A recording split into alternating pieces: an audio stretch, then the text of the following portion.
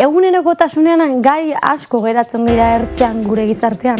Horregatik, gure saioetan ertzean geratzen diren gai guzti horiek landuko ditugu. Ertz guztiak landuz. Gurean, gaurkoan, ertzetatik erdi-erdira, osasuna. Eguerdi guzti zer modu zaudete, ongi etorri ertzetatik saiora. Esan bezala gaur osasuna izango dugu hizpide. Iratxe Etxeberriarekin osasun mentalaz arituko gara, bere kasua ekarriko dugu ona platora, eta bera kazetaria izatez, baina orain coacha ere bada, neke profesionalaren ondorioz gaixotu egin baitzen, eta horren arira 7.300 miligramo estilatopran izeneko liburua atera baitu. Osasun mentala zein osasun fisikoa biak garrantzitsuak dira, biak ezinbestekoak dira zaintzea, eta azken aldian jende asko geroz eta gehiago egitera joaten da yoga. Horregatik, zuzenan daukagu Aitor Olgado gure kazetaria. Aitor, non zaude, konta eguzu? Entzuten? Bai, kaixo Garazi, hemen aurkitzen naiz. Aretxabaletako Azia yoga zentroan. Azken bolanetan oso estresatu da bizi naiz, eta lasaitzeko honea etorri naiz, yoga postura batzuk egitera. Gero konektatuko zuekin, laster arte. Oso ondo Aitor, orduan gero konektatuko zurekin. Burua alde batera utziz, eta buru osasunarekin jarraituz, ondoren gurutze gorritik Alex Garate etorriko zaigu hona gurera, lehen sorospen inguruko hitzalditxo bat ematera. Gizartean oso edatuta ez dagoen gaia, jende askok ez daki lehen sorospenen inguruan. Beraz, esan bezala, halako hitzaldi motz bat izango dugu Alex Garateren eskutik. Larrialdi horietako asko bihotzarekin lotuta daude. Horregatik xuan, zer ekarriko diguzu gaurkoan? Bai, Garazi, zorionez edo zoritxarrez gure bihotzak izugarrizko garrantzia dauka gure bizitzetan. Eta horregatik gaur berrobin izan gara Aloña Erauskinekin, Aloeder bezala ezagutua sare sozialetan, 25 urte ditu eta sortzetiko kardiopatia bat du. Beraz, gerosiago berak azalduko digu izan dituen esperientzia guztiak bere bihotzarekin. Ados, mila esker xuan, hori guztia, ertzetatik erdi-erdira, astera goaz.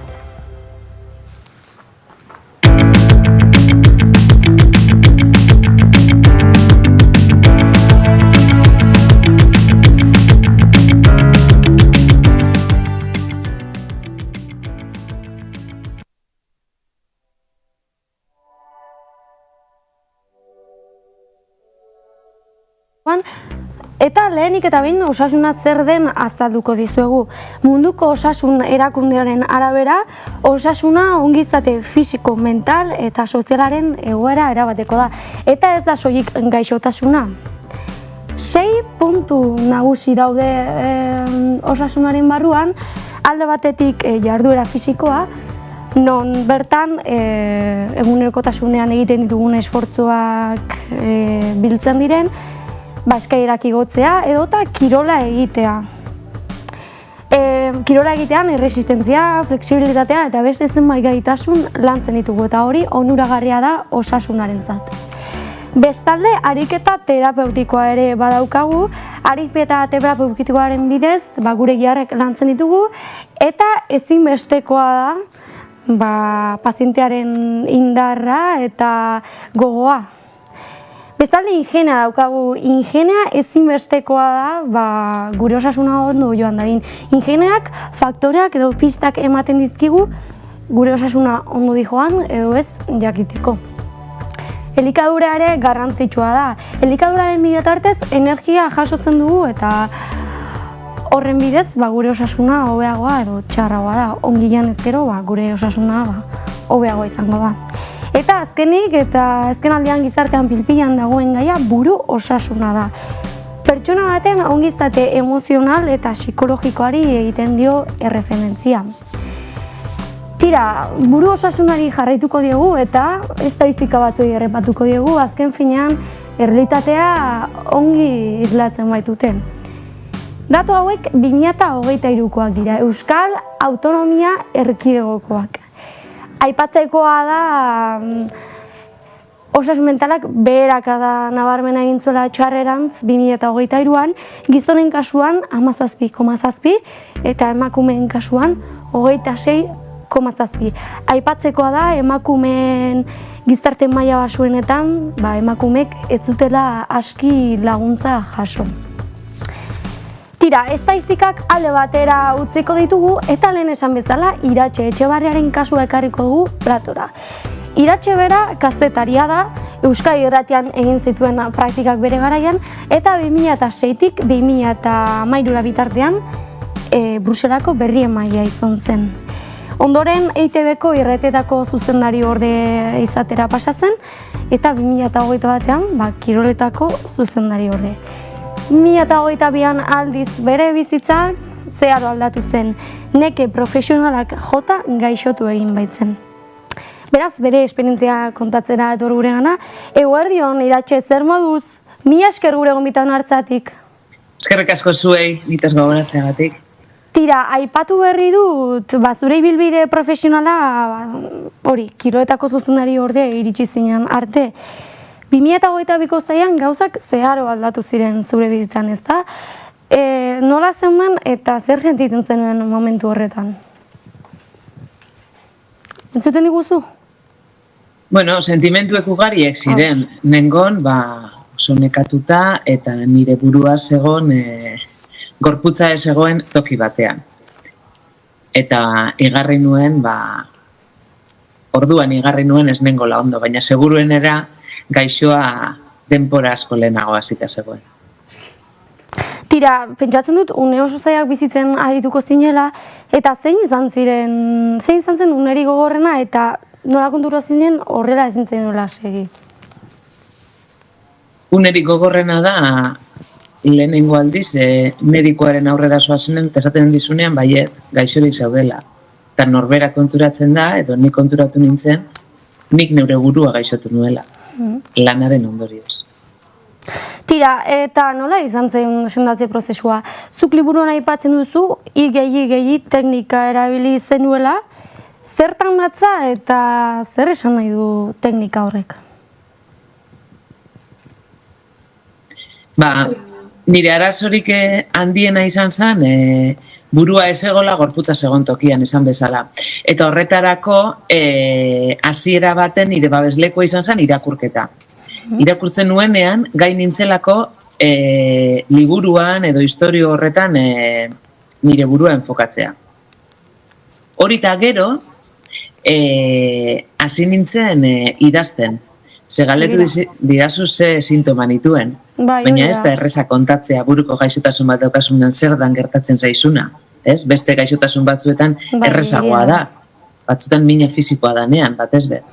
Baina esan ez erreza azaltzea, zer zan gertatzen zitzaidan hori, orduan hasi nintzen idazten. Eta idatzi nuen, gero liburua izan dana. Eta horrez gain, hasi nintzen ibiltzen. Hasi nintzen ibiltzen gorputzarekin konektatzeko eta jarraitu nuen ibiltzen, konturatu nintzenean zenbat eta gehiago ibili, korapilatuta nituen korapilo guzti horrek askatzen hasten zirela. Eta horregaitik esaten dut, ni sendabidean jarri nauena, medikaziotik eta psikoterapiatik aparte izan dela gehi. Irakurtzea, idaztea eta ibiltzea. Zer, ongi, tira, agian esaten ari zarena, onuragarria da, edo zein ikuslerentzat, gehi teknika hori onuragarria izan daiteke edo zeinentzat. 7.300 miligramo estitolopram deitzen da atera duzun liburu berria, bertan bizipenak eta hausnarketak biltzen dituzu. Zertan lagundu dizu liburu hau idazteak? Onuragarria egin zaizu liburu hau idaztea? Gomendatuko zenuke? Esan bezala, buruko gaixotasun bat daukasunean ez da erreza azaltzea zer dan gertatzen zaizun.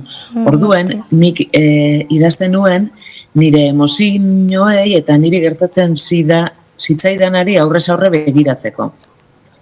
Eta hori batetik, eta gero liburu horrit batetik dire nire hausnarketak. Eta gero bestetik liburuaren bigarren partean dago literatura mediko edo zientifiko bat edo adituen liburu asko irakurri nituen, beharrizena sentitu nuelako nire buruan zer gertatu zen ulertzeko. Eta horreitanak irakurrita gero, esan nuen, kasetaria izan da, esan nuen, hau, nik kontatu egin behar dut. Noski. Eta hala idatzi nuen. Orduan, bebai liburua da, neuk idatzi, itzuli eta ekoiztu dut, baina egin dut bebai, eta aukeratu dut papera, eta aukeratu ditut ilustrazioak, eta aukeratu dut hori dana, izan dalako terapiaren beste zati bat gehiago. Ez, nire burua zaintze horren beste zati bat gehiago. Eta horregaiti liburua da oso zuria, oso ikutzerak orduan, da zaindu behar dan gauza bat. Zer guk geure burua zaindu egin behar dugu. Eta horregaitik, hau terapia bat izan da, terapiaren zati bat. Tira, mila esker gurekin izateagatik. Egia esan kontatuzuna oso interesgarria da, azkenean osasun mentalaren inguruko tabuak apurtzea lagun dezakelako eta gainera sentsibilizazioa lortu. Plazer bat izan da Iratxe. Plazerra nire, eskerrik asko eta zaindu asko zeuen burua. Mila esker. Tira, osasun mentalari lotuta, osasun fisikoa ere esan dugu landuko dugula, eta horregatik arestian aipatu dugu Aitor gure kazetaria yoga zentro batean dagoela, ez dakit ze martxean dabilen. Aitor? Aitor, hor zaude? Bueno, garaz, hemen aurkitzen gara, yoga zentroan. Eta, orain dago aritzekin, yoga irakaslea dela. Eta, badakigu orain yoga goraldi handian dagoela, eta jende asko egiten dula yoga, adin guztitako pertsonak egite dute, bai helduek, bai umeek, eta jende asko egiten du yoga. Horan daukagu galdera batzuk zuratzako aritz, azkenean ze momentu horretan nabaritu duzu goraldi handia dagoela jogaren, jende asko dator? Bagia esan gero ez da gehiago dator. Nik uste jendeak ez dakit kontzientziazio pixka daukala, ez dala bakarrik alderdi fisikoa landu behar, baizik eta alderdi mentalak eta espiritualak ere garrantzi handia daukala bizitza era orekatu eta harmoniko batean eramateko, orduan jendeak nik uste gerozta gehiago animatzen nahi dela. Eta orduan zel bururekin dator jendea honera? Piskotala egunerokotasunetik urruntzeko? Denetik datorrez, baina printzipalki esango nuke jendea atortzen da adibidez arazo fisikoa dauzkalako. Baita ere jende asko etortzen da igual ansietateak dagoelako. Eta beste batzuk agian ezakit, hori ez, beraintzako momentu bat topatzeko gunean eta konektatzeko ez, baina bakoitzak helburu ezberdina dazka, baina jogak beti gia bat mantentzen du eta barnerutza begiratze hori lantzera eramaten ditu orduan, bakoitzak bere gauzakin etortzen da, baina gelditzen da gauza batengatik ez, horregatik. Bale, eskerrik asko. Aitor, posizio batzuk egin, ea yoga zer ikusteko? Bai, garazi, probatuko ditugu, aritz, aldizki duzu erakutxola postura batzuk? Bea.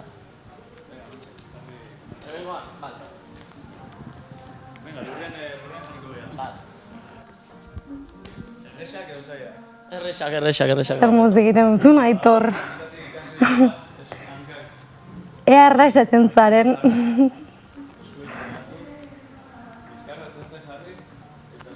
Oi, oso errexa da, Aitor.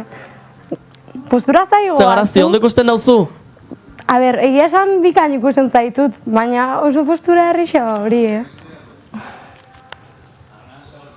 Orain eskua gora. Ematen errezatzen ari zarela egia esan.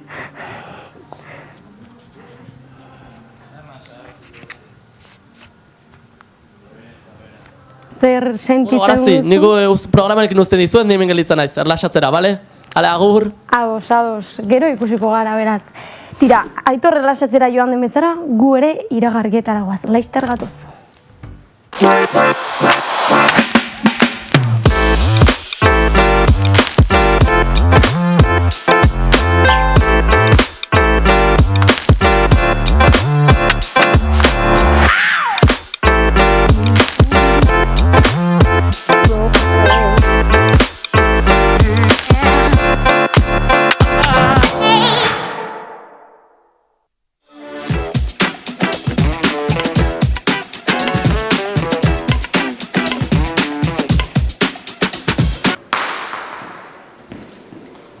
Azaroak 21, hurrengo ostegunean 4:00 bostetara Pizuteekin programa berria estreinatuko da Iko zuzenean.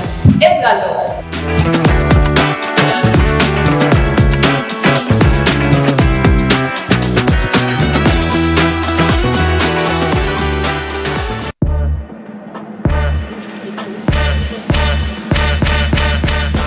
Presta dete naturara hurbiltzeko eta gehiago ezagutzeko? Ez galdu, Adar eta Sustrai saioa, landarak eta zuhaitzak ezagutzeko saio berezia. Azaroaren 21, osteguna, Arratsaldeko 7:00 zuzenean, hemen Lurra Hotzaken!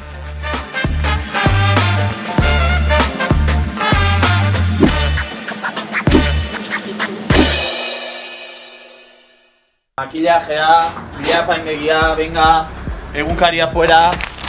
3, 2, 1, grabatzen. Euskaldunoi interesatzen zaizkigun gaiak, kontuak eta kezkak ulertzeko, entzuten jakin behar da. Aktualitatea, kolaboratzaileak, elkarrizketak, denetik eta denontzat. Asteazkenero, goizeko 10:00. Itsasoaz bestalde joan gabe ere, badugu zer kontatua, badugu zer esana, hementxe, bertatik bertara. Estreinaldia, azaroaren 20an, Oier Gasteizirekin. Bertatik bertara. Atzo. Gaur.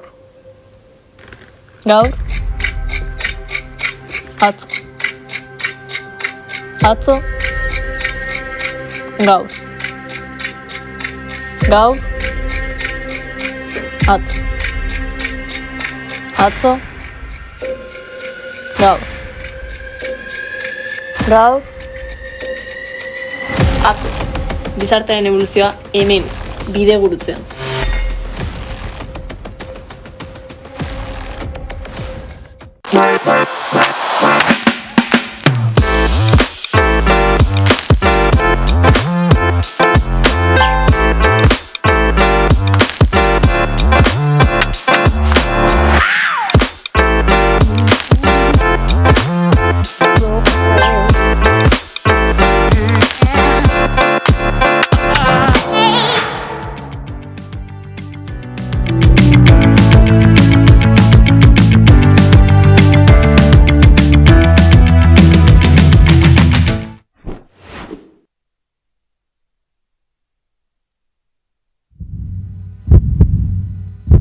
Kaixo Xuan?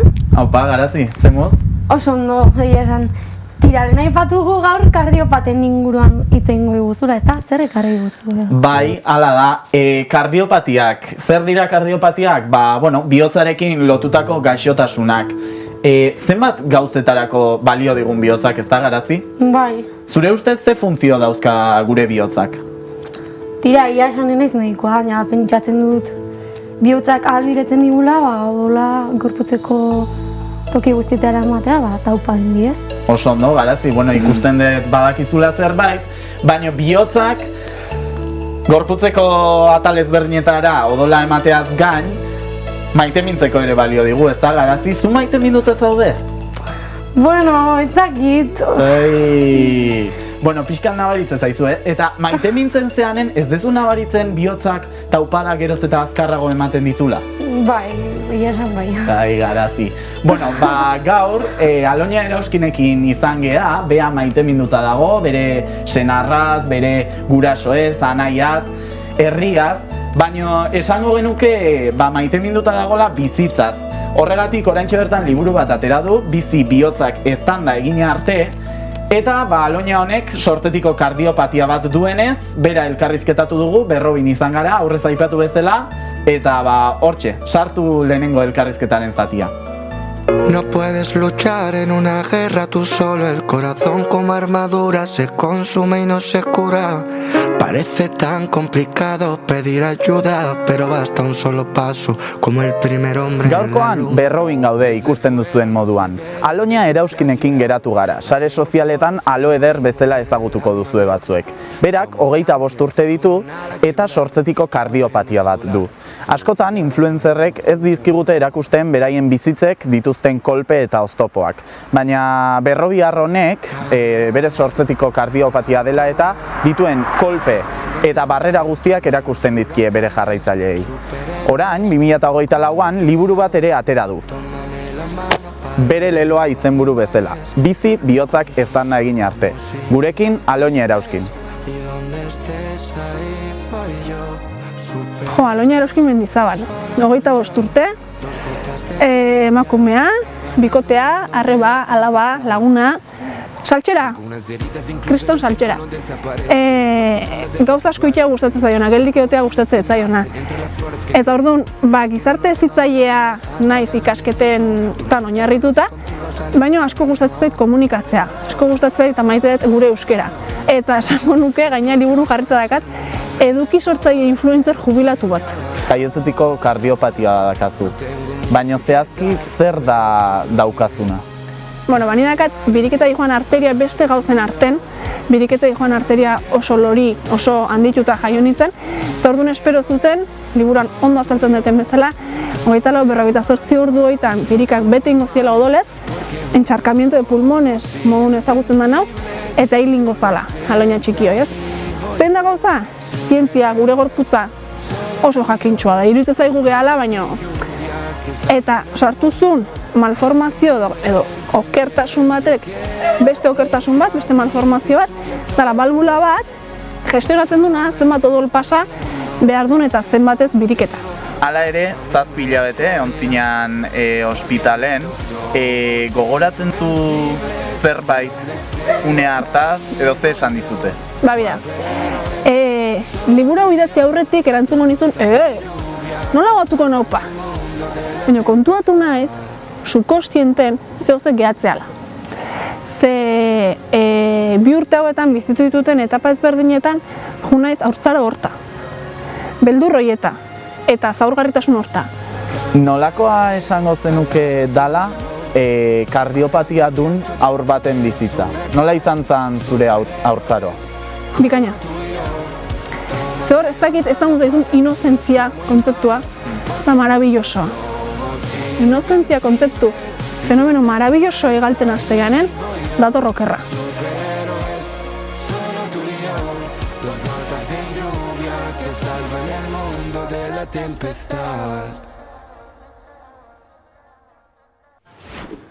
Guau, azen eska, zen magiko eta polita kontatu diguna bere haurtzaroaz. Bai, Garazi.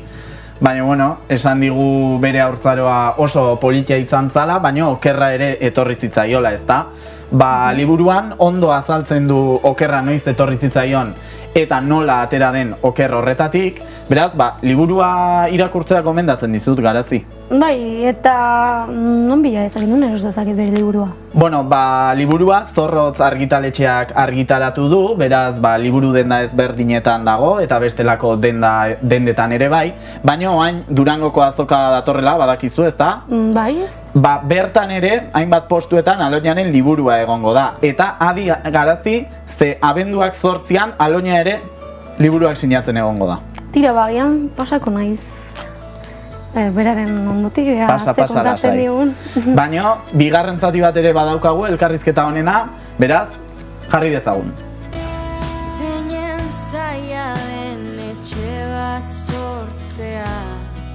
Ze pasazan 2022ko azaroan 7. Kikardia forte batek eman ziten, eta bihotza gelditu behar izan ziaten eta berriro martxan jarri. Orduzkeoz, esango dugu beste karril bat, bizitzeko beste modu bat sortu behar izan detela, inkapazitateak, tribunalak, abokatuak, lanetik kaleratu, medikazioak, Donostiko ospitaleaz gain Madrilen ere ikusi nahi izan naute. Orduan, hor ja beste ditu batzu daude. Eta hor ja, egunerokotasunean nire bihotzakin batean noa. Takikardia horren ondoren, baja luze bat egin behar izan zenun, eta baja hortan zeudenen lanetik bota zizuen, ezta? Nola izan zen momentua, ze sentitu zenun? Puf! Gorra, oso gorra. Baina, 7 zenbakiak ezakitze kristo dakan egin, ze azaroaren 7an eman ziten takikardiak eta ekainaren 7an iritsi zitzaiten WhatsAppez despido karta hoi. Ez dut inoiz esan zeintzan enpresa, ez dut inoiz esango. Bai esan dut eta esango esan dezaket Tolosako hotel bat izan zala. Eta momentu izan zen oso itxusia. impotentzia, frustrazio bat eta haserre bat gaur egun hoi gertatzen dala oraindik ikusteakin ikeragarria. Horren aria, medikuk esan zizuen ezingo zenula zure ikasketetan oinarritutako lanbide baten lanain. Ze sentitzen da ez gaitasun hoi sinatzen haizean momentum, 25 urtekin? Oso gogorra da. Eta nahiz da aloederrek askotan ematen Mr. Wonderful dala, ez dala. Ez. Eta gainen saiatzen naiz behintzat errealitatea eta gordintasuna ere erakusten, ez? Oso gogorra da. Ze, berdiot, ez da nahi detelako izan. Tokatu intzait. Orduan, bakardadea bezala, ez? Bakardadea aukeratzen dezunen, jun nahi dut horioa itxasoa ikustea bakarrik. Marabillosoa da. Baina beste inorrezteko zunen, da horia jun bazunen beste inorrezteko zurako, ez da horren marabilloso, orduan berdina da. Oso gogorra. Baina politiagoa zorionez ja, aloederra guztia sortuta zeolako. Zi bihotzak eztanda egin arte, da zure liburuan izenburua. Ez dakigu, noiz eztanda egingo digun bihotzak, baina bitarte hortan bizitzen jakin behar dugu, ezta? Ze esango zenioke trantze txar batetik pasatzen nahi dan pertsona bati? Pasako ala. Gehiago esango izut, ni ohitu naiz treguai gabe otean 2 urte hauetan, ez dut esango 25, esan dizudan bezala urtzarotan ere bezala zoragarrik aukitut. Azken 2 urte hauek izan dira itxusigok, ez? Gora berak dena bezala, baina 2 urte hauek izan dira oso korapilatxuk. Eta pasada. Eta behitu ze ondo nahon.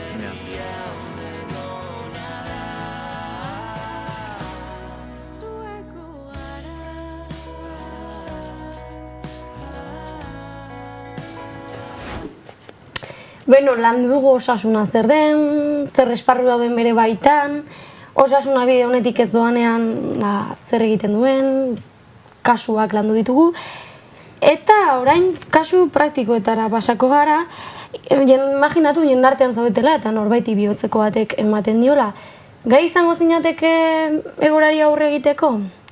Tira, xehetasun gehiago emateko gaur hemen Aleix Garate dugu, gurutze gorritik etorri zaigu, mi esker gurean izateatik eta baita ere gurutze gorriari. Zer moz zaude? Oso ondo. Tira, zuk lehen sorospen inguruan badakizu, horretan lan egiten duzu eta nola ikusten duzu gizartea lehen sorospenea dagoenez? Uste duzu gizartea prest dagoela edo nahiko informatuta dagoela? Bueno, ez nuke jakingo erantzutea nahiko informatuta dagoeno ez, baina ikusi dudanez azkenengo 2 urtetako evoluzioa izugarria izen da. Hau da, berdin da lantegi baten, berdin da etxean dagoen emakume bat ikustenezko bat, institutuan, unibertsitatean edo eremu publiko baten. Gaur egun, gizarte mailan, gero eta gehiago eskatzen nahi da, minimotan beinte jakitea zain bertan pertsona batekin. Hau da, pertsona baten osasun egoera benetan okertzen nahi dana, eta bere osasun egoera larrialdi baten bihurtzen baldin bada, hau da, bizitza arriskuan jartzen bada, hori nahi izaten du, ez? Lehenengo pauso horiek ematea eta nola eman behar diren da zer egin bertan. Saltua izugarria izen da, gero eta demanda gehiago dago, eta horregatik egiten dira 2 urtuko tailertxoak, 4 urtukoak, 6 urtukoak, 10 urtuko pediatriaren barruan, eta baita ere 40 urtukoak. Gehien bat gaztiak, ez? Unibertsitatean sartzea diguna eta unibertsitatean dagoen neska eta mutiak asko eskatzen nahi dira lan postuetarako, ez? Bitarteko lan postuetarako. Eta egia esan ez, asko ikasten da. Pentsatu behar dugu oso bat, eta da, nik zergatik jakin nahi dut zerbait, pertsona bati zerbait gertatzen bazaio. Hau da, eta ez gai izaten bakarrik bihotza gelditzea, Bueno, argi dago, gu oinarritzen gea instituzio danak, ez? Eta baita ere emergentzia extrahospitalarioan, European Resuscitation Councilek, Amerikarra jada, Kanadiarra hortxe da, Australiarra, eta Sudafrikarra ere bai, ez? Danak adostasun batea jatzen die gu nola atenditu behar den pertsona bat jakiteko. Eta transmititza dugu hori, gugana etortzen den, edozein pertsona, kurso bat nahi duelako duki. Eta zuk uste duzu jende askok agian teoria badakiela, baina gero praktikako garaian blokeatzen dela, urduritasunengatik edo? Teoria jakitea oso erreza da, batez ere bihotzak gelditze zaionari, baina praktikan jartzea adibidez bihotz-bireken berpizketa bat, odol-jario larria bat, iktusa bat, bihotzekoa apea eman aurretiken azaltzen nahi dan, pertsona hori azaltzen nahi dan, klinika bea, minimotan medikoa izan gabe, erizaina izan gabe, teknikaria izan gabe, jakitea ambulantzi bat deitu ahal izateko, batzutan hor dago koxia, teoria, nahiko erraixa da, baina gero teoria ez barkatu, praktikan gero jartzea zailago da, horretiken gu praktikak egiten ditugu. Kursoaren barruan, bai. Batez kurso luze horietan, bai edoskitzaileekin, umeekin eta heldu batekin zer egin behar dugun, batez ere bihotz geldialdi baten, edo arnazbidearen buxadura baten aurrean, edo jalio baten aurrean, ez da ematen bakarrik teoria, praktika ere emanin behar da. Eta ez eskoletan eta institututan ez da horren besteko garrantzia ematen. Noski, lehen sorospeneko teknika aplikatuta, pertsonen biziak salba daitezke. Zenbateko probabilitatean igotzen da pertsona horren bizia? Nik oso bat argi eta garbi utzi nahi dut. Eta da, institutuetan, batez ere batxilergoa bat, bi, eta bar, DBH bat, bi eta hiru eta lau garrenean, nik behintzat nire kasu personalean, Donostiko instituto denetan, gehienetan, eta Zarauzko batez ere nizagotzen bizinez, eta Zarauzko konpromiso oso zehatza eta oso serioa dakeu bertako herriarekin, pentsatu nire beste herrialde batzutan ere konpromiso serioa dago, eta emate zaie tailerrak, hau da, nola detektatu bihotz bat gelditu zaionin pertsona bati, eta zer egin behar da. Hau da, biziraupen kate baten barruan, eta biziraupen kate baten barruan lau pauso garrantzitsua denak dienak, hau mundu mailan da, hau da ez da Euskal Herri mailan, hau da mundu mailan, nik erakusten diet ze garrantzitsua den ulertzia, lau pauso horietatik pertsona bati bizitzeko aukerak eman behar zaiola, bihotza gelditu zaiolako, eta lau pauso horietatik hiru pauso edozein pertsonak okupatzen dituela. Honek zezan nahi du. Gipuzko mailan pertsona bati bihotza gelditu zaionin, adibidez eremu publiko baten, kale baten, edozein pertsona da gai, ahal du, deitu, reanimatu, eta agian, desfibrilatzaile bat bertan baldin mauke, jarri. Laugarrengo pausoa medikalizatua izango da. Eta Gipuzko mailan 5 medikalizatuak ditugu. Honek zezan nahi du? Honek ezan nahi duena gizarte mailan prestatuta egon behar deula, ambulantzi medikalizatu hori aiatu arte, edozein pertsonak zerbait egin behar du. Eta guretzako, gehiago usatu gabe, guretzako, garrantzia handiena bihotz geldialdi baten da, momentu hortaraino autonomoa izan den bihotz bat gure eskuekin eta gure teknikarekin ordezkatu. Hau da, gu pertsona horri zirkulazioa berriro martxan jarri, garunez hiltzeko aldan azkarren jarri, garunez hiltzeko. Ze, ni beti berdina zaten dio gizarteari, ez? Kendu garuna, kendu zirkulazioa, edo gure arnazbidea, hiru hauetatik bakarrak kendu, eta hile ingo da pertsona hori. Orduan, tailerrak ematen ditugu institutuetan batez ere, eta nik uste fruituak hortxe daudela, emaitzak hortxe daude, eta ja esperientzia badakeu gaztiak, oso gaztia dana, 17-18 urterekin, nosbaiten, ez da ohikoa, reanimatu duela norbait. Eta asko ikasi badakeu Europako iparraldeko herrialdekin, Suezia, Noruega, Dinamarka batez ere, hau eta marzkila egiten urte pilo bat. Hemen, gutxiago. Tira, aipatu dituzun praktikak geroago egingo ditugu, baina bitartean kalera joan gara ikusteko da jendeak zenbatakien lehen sorespenen inguruan. Begira. Zuk zenbat dakizu lehen sorespenen inguruan? Nola asko edo? Ba, lehen sorespena. Algo, sí, de conocimientos. Ez asko oso gutxi. Pero oinarrizkoa, asko ez, baina zerbait bai. Pues yo creo que poco, Eta zuk ustez igual gehiago jakin bar genula igual momentu batzutan hobeto erantzuteko edo? Bai, suposatze dut, ez dakit. Bai. Sí, es muy importante. Muy importante. Eta bihotzekoan noizbait igual norbait zure ondoan bihotzeko bat ematen baldin badio, bakizu nola erantzun edo? Bueno, bakit pixka, baina ez en general ez. A ver, el poco conocimiento que tengo lo intentaría, ¿eh? No sé si lo haría bien, pero sí que lo intentaría. Sí, sin ninguna duda. Es exactamente por tener el conocimiento, pude darme cuenta que una persona tenía preinfarto y auxiliarla, pero porque tenía el conocimiento. La mayoría de gente no se dio cuenta. Tira, ikusi gu jendeak asko ez dakiela lehen sorospenen inguruan. Orduan, esan bezala orain ikastaro labur bat emango diguzu, Alex? Zer ekarri diguzu ona platora? Bueno, lehen aipatuetan biziraupekate hori kontuan hartuta, eta era errez baten ulertzeko eta motx baten ulertzeko, ekarri dut, panpina, reanimatu izateko pertsona bat nola reanimatu bertan, kasu honetan heldua da, ez da umia, ez da edoskitzailea, eta aldi berian desfibrilatzailea. Bueno, orduan, ze eduki behar dugu kontutan, beti, eta arauak kontuan hartuta, pertsona bati bihotzak gelditze zaionin, egin behar da lehenengo gauza, gure burua berarengana aurreatzeako, gure burua babestuta sentitu. Eta ingurua babestuta sentitu. Hau da, ez? Babestu, abisatu lagundu, eta gero ja, soroztu edo laguntza eman bertzaio horri, ez? Bueno, konortirik gabeko pertsona bat, baldima da, eta estimulatu behar da. Jakiteko konortirik gabe dagoen, ez? Eta oinarrituta reanimazio bat zertan, estimulatu.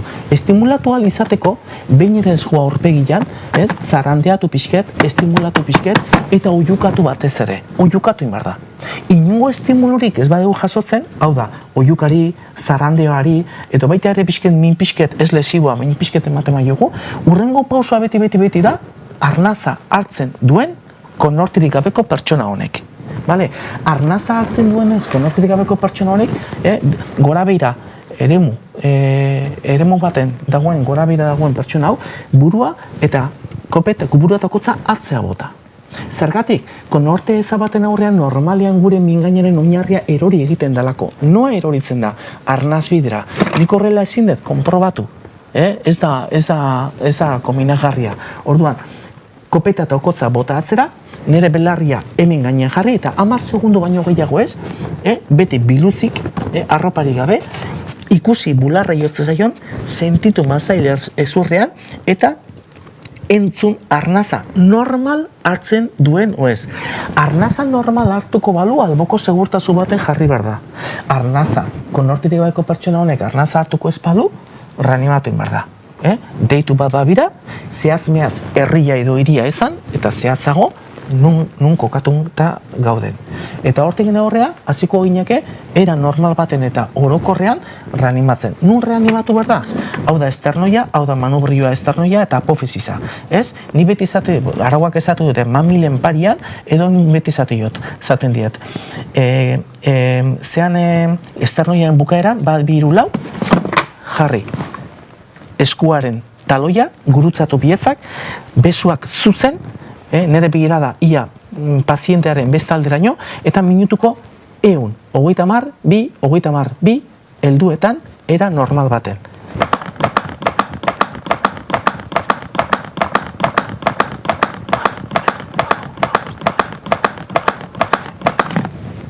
Eta horrela 30, 20 inditut, baina horrela 30. Vale? Berriro kopeta bota atzea, eta aireztapenak eta putzaldiak, iesak saiestu, zudurra itxita, eta zeiatu ondo gure Espainiak bere Espainekin. Eta progresiboak izen behar dute, eta ez agresiboak.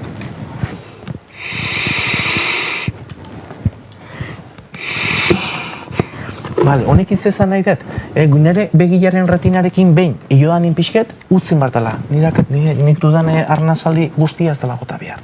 Eta horrela ongo inake, noiz arte, biziropen kate horretan, deitu deu, aigia hauiten, eta aukera izan ezkeo, olako makina bat, desfibrilatzaile bat euki ezkero, jarri inberko duke. Hau, eta nola erabiltzen da desfibriladora?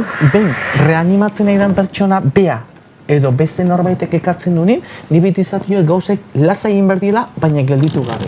Hau da, desfibrilatzailea zabaldu, lehen da bizi piztu, ez? Helduen partxea kasu honetan atera, ez? Kasu honetan nahaztuta ditugu ze kurso baten erabiltu ditu dalako.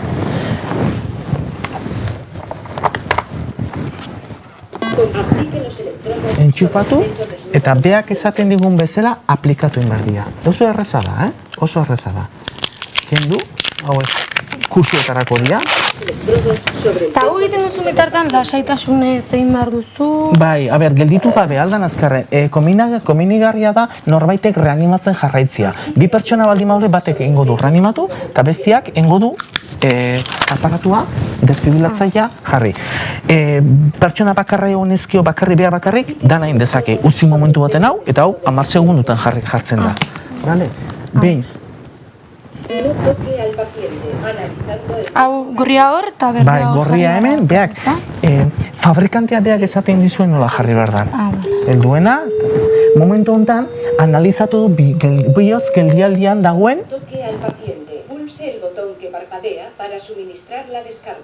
bihotz geldialdian dagoen bihotz bat analizatu indu, zer ritmoa duen.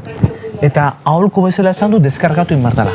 Endio deskargatu, eta aldi berian deskarga eman horretik beti inbardana da, ziurtatu jendea. Zen egi ikutzen behar, nahi ere deskarga emango dit.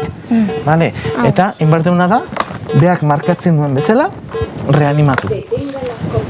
Bi putzaldi. Berak pausoak ematen dizkizu? Kasu honetan bai, gehietanak izuta egiten. Eta 30. 30 dakoan, bi aireztapen. 30 aldiz. Nik hau egiten diotanin pertsona bati, hainaiz bihotzori odolez usten. Hau egiten diotanin, hainaiz bihotzori odolez betetzen. Orduan, beti konprimitu behar da ondo. Eta deskonprimiture bai. Noizarte jardunko du, 2 minutuko kontadori dake, eta 2 minutu ondoren berriro analizatuko du pertsona honen, bihotz geldialdia dagoen pertsona honen bihotza, zer ritmo mota duen. Noiz emango du deskarga? Gu esatio fibrilazio ventrikularrean, kasu honetan. Zer, nola esango gunteke fibrilazio? Itzalingo dut, bai? Bai, lose. Nik izango nuke, kasu honetan, adibidez, bihotz geldialdia dagoen pertsona hori. Detektatu dion bihotz geldialdia dagoen pertsona hori. Ez? Behin deituta. Aldan azkarren ordezkatu bihotz hori gure eskuekin. Aldan azkarren aukera baldin maukeu hau jartzeko, 4. pausua etorreko da ambulantzia, eta beak izango igue noiz utzi. Ez da ambulantzia hau eta beak izango igue, ze materiala jatxi behar da, eta bar. Ados, eskerrik asko eman diguzun... Era simple baten eman dizuet, gauze gehiago, baina ongi azaldu duzu eta...